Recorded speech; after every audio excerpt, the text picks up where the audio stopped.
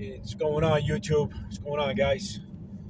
And so today is a question that I was asked many times by many different people, and I always give them the same answer. Now, you might ask me, what is the question? The question is, do you care how your bike looks? I mean, I don't know, maybe when that person asked me that question or comment down in my YouTube videos. Maybe he was being sarcastic. Maybe he was being serious. I really don't know.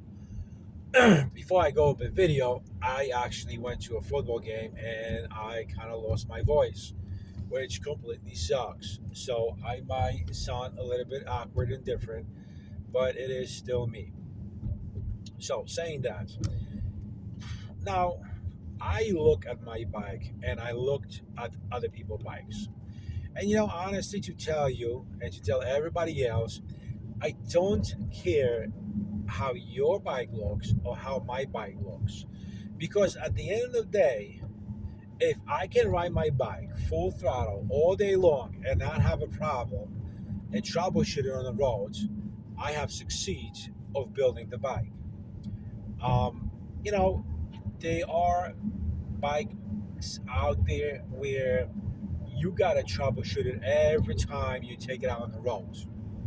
And I honestly try to eliminate that with my bike. And it's not easy to accomplish perfection like I always aim for.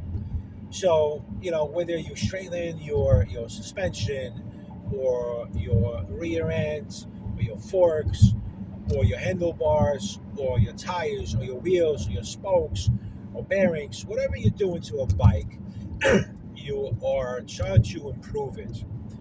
Whether you make it, I mean, it defeats the point of having a beautiful looking bike and that bike is not not up to its standards. You can have gorgeous bike, but if it does only 30 miles an hour, it does only 30 miles an hour. You have gorgeous looking bike, and if it works or it goes 70 miles an hour, it works and it goes 70 miles an hour. So I really don't care how my bike looks, honestly. It could be the ugliest bike ever. To me, that bike is going to be special bike because I built it with my bare hands. So whoever has an opinion that your bike looks crappy or it looks like you took it out of a garbage can, that's completely fine. Again, I like the way my bike looks. I like the way my bike handles. I like the way my bike operates. I like my bike's performance. I do like it. Yes, we all always go for that extra power, the additional speeds, the additional power, the additional everything. That's no brainer. Everybody wants that. You know, you have a bike, and whatever it is, you want to improve it, which is a normal human nature to improve what you have. I have a house and I always want to improve it. Whether it is installing new tiles, new desktop, new countertop, new TV, new walls, new paint, whatever it is, I want to improve it because it makes us feel better and kind of more attracted to what you are, what you've built. So yes, maybe my bike doesn't look like it's a $3,000 bike or a $20,000 bike, and it is not for show. You know, it's for commute. And besides, why would I want to have a eye catcher, which I don't want nobody to even notice me on the roads? I want people to look at my bike. You know what? The bike is plain. There's nothing to remember about the bike whatsoever. You know. So saying that, I don't know. I also got a great compliment saying like, and the person was nice about it. It's like, well, don't get this wrong, but it looks like, you just slapped this bike together, painted over, and boom, called it a day. And you know what? That's the best comment I can get because everybody knows I built it myself. I didn't. buy anything ready for me. You know, I mean, I don't know. I see, all these riders with these, especially Super 73s, like they do crazy things to it. They'll put thousands of different colors, and they'll strip it, they strip the paint, they'll power coat it.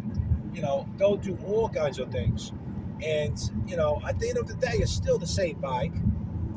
At the end of the day, it's still Super 73.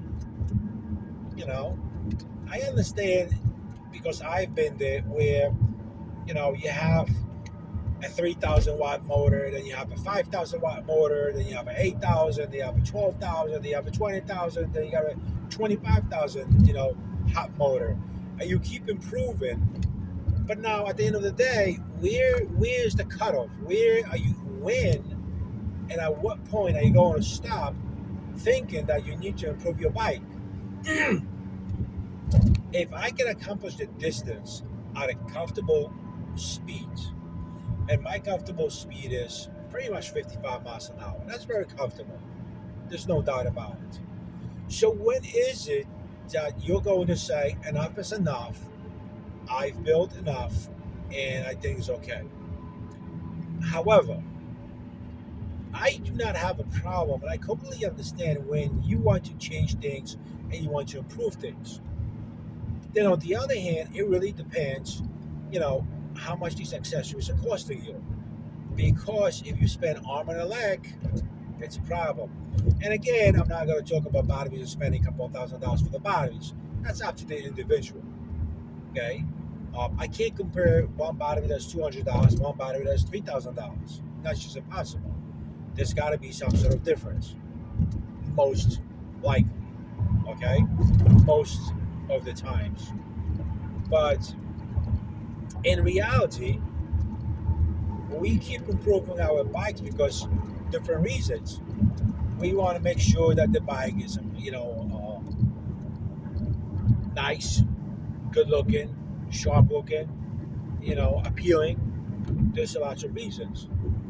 But again, if you come and you ask me why your bike looks the way it looks, why you don't care about the bike, and I'm gonna tell you, like every part of my bike and every piece of my bike has some sort of story behind it, right? Oh my God, I can't even cough. I lost so much of my voice. So saying that, I don't want to erase that memory. I want to have that memory of my bike. I honestly, and many people told me sell the bike, and I've had offers as far and as high as $5,000 and over, and I said, you know what? I don't want to sell the bike because I'm attached to it. Maybe one of these days I say, you know what? Time for a different bike. And I guarantee you, when I build the second frame, I'm not going to keep this frame. Eventually, I'm going to get my battery that I need for the new frame, and I'm going to swap everything over, and I'm going to have a different bike. At the end of the day, it's still going to be a stealth bomber clone, a Chinese knockoff, and that's it. That's all it's to it. The question at the end of the story of this video is, do I enjoy my bike? Do I like to ride my bike? And again, I bought the cheapest parts I could possibly get from Alibaba. And when I got it, my goal was to try the bike out, see if I like the hobby, and get it out on the road and ride it. And I did that for 2 seasons, and I love it. Now, unfortunately, since whatever I ordered was most of it was the basic equipment, I had to improve and upgrade the components. That included a battery, that included a frame, that included wheels, that included tires, that included the motor. So as we all know from previous videos that I put out, my previous motor was getting extremely hot all the time. We got it as far as 190 degrees, which is almost 100 Celsius.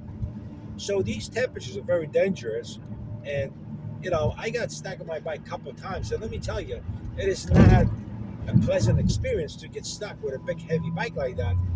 And I've had pushed it, up the stairs, steep stairs, and down the stairs, in a train, off the train, you name it, I've done it.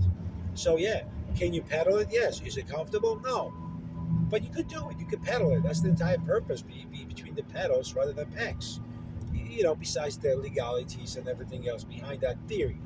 You know, but long story short, right now I have one thing left, which is the battery, and everything else is completely improved. Um, Probably one of these days I could change the forks, but after Tony tapped in the nice new hex screw, the forks are excellent, and now I got smaller wheels, smaller rim, so I have more traveling distance. So either way, for me, it's a win-win situation. I do not want flashy bike. Don't want the bike for show. I want the bike for me. Whether you find it appealing or not, whether when you see me, at the ferry or in the city or in Queens or Brooklyn or the Bronx or whatever you see me, and you say, I don't like the bike, or I don't like the way it looks, I appreciate the honesty. Or you say, you know what, I do like the bike, which I got, those compliments also. And again, it's my bike, my build. I love the way it looks. I enjoy it, and that's how far it's gonna go. You know. So anyhow, hopefully this is a small video, 11 minutes or so. You guys make sure you subscribe, you comment down below, share the video. And again, if you've seen builds that are just awkward, completely different, and completely crazy, you know, put a link down below and let me check it out. Let us all check it out and see what we've seen and what has been built. Some sort of monsters or whatever it is. I'm always curious. So comment down below, share, subscribe, and make sure you always ride safe and make sure that you wear your gear. And the season is right around the corner. So hopefully, beginning of the March, hopefully early mid of the March, we'll be able to go on a bike. I'll be able to hook up the GoPro just for the hell of it, just because in case, like Tony says, you know, you run somebody over or they run you over or some stupid thing happens on the road, you got the footage. And whether you have to deal with the police or you have to deal with the fire department or lawsuits or whatever it is, you got your story side and they can say whatever they want, but you know what happened. So until then, make sure you enjoy yourself, and I hope you have a great week because it is only Monday. Take care, folks.